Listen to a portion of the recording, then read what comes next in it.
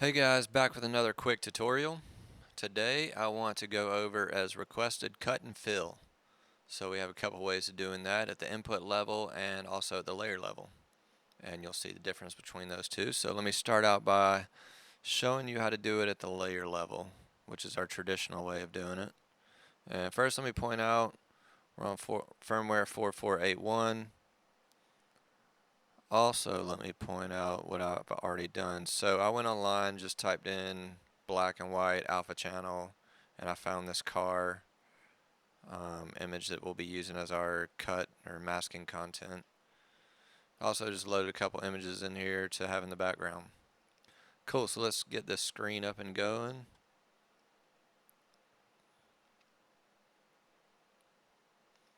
And first thing I want you to look at is how much resources this uses whenever you do it at the layer level. So whenever you do cut and fill, they have specific layers you have to use. And if you notice the normal layers, capacity 2 we've got 12, capacity 1 we have 24. When you're doing cut and fill, it pretty much cuts those in half. With capacity 1 you've got 12, and capacity 2 you have 6. So it does use up a lot of resources, so just be mindful of that.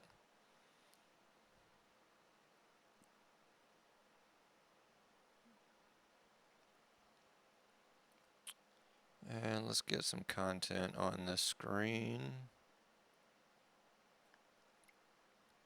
Let me get this on here so you can see it. Cool. So currently, no cut and fill parameters have been enabled, but we can do that real quick. And when you go to the layer, over to properties, it'll probably look like this. And if you'll go down to the cut and fill tab, first thing you want to do is enable it, and then you can choose your cut and fill source. And I specifically put this on image slot 2 so I know that it's there.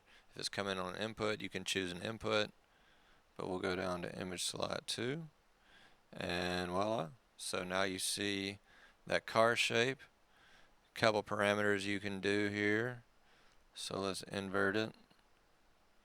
So that's pretty cool. You can flip it. You can affect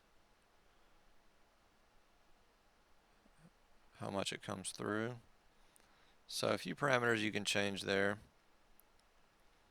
but pretty straightforward. So cool, let's do this on the input level.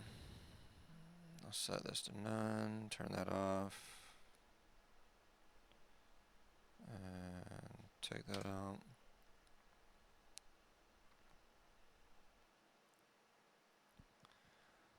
When it comes to doing it at the input level, there are a couple of prerequisites. And hang on, my WebRCS is freezing.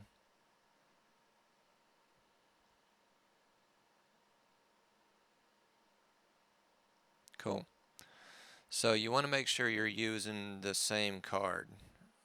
So you can't have this input or using this source with the cut source on a different card. And if you know anything about the Aquilons, each card has 4 connectors on there. So yeah, you just want to make sure that you're using your cut and fill sources on the same card. But let's go ahead and do that. So I will go over to this input, go over to keying. Well, first let me show you what it looks like before, if I just put it on screen. Let me just add.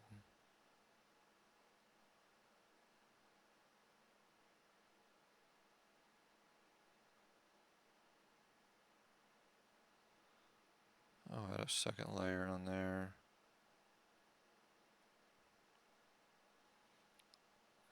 And I'll get that on screen so you can see it. You just see a red screen. Pretty simple. So let's go over to the cut. When you do this at the input level, one, it doesn't use any of your layer resources, so you save on that. But you'll want to come over to keying, go over to cut and fill, and then choose your source. And I'm going to choose input 1. I think because I already had that done is why it came up like that. but I'll choose input 1, and now you see input 1. So cut and fill is using your grayscales, or your grays is the where it's allowing the content to shine through. And I'm just using this grayscale test pattern here. So you'll notice that's why it has this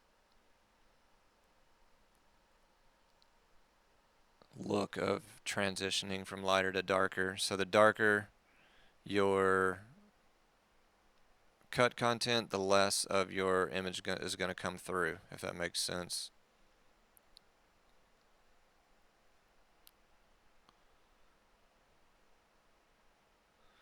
Let's see if we can affect that. So yeah, similar parameters. Black and white, none.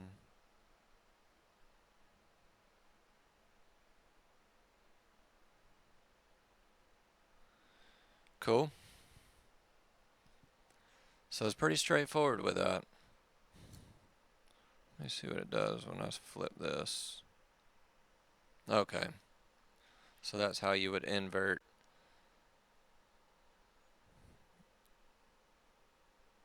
the colors there.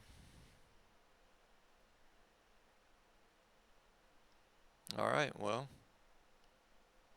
I hope that makes sense to you guys.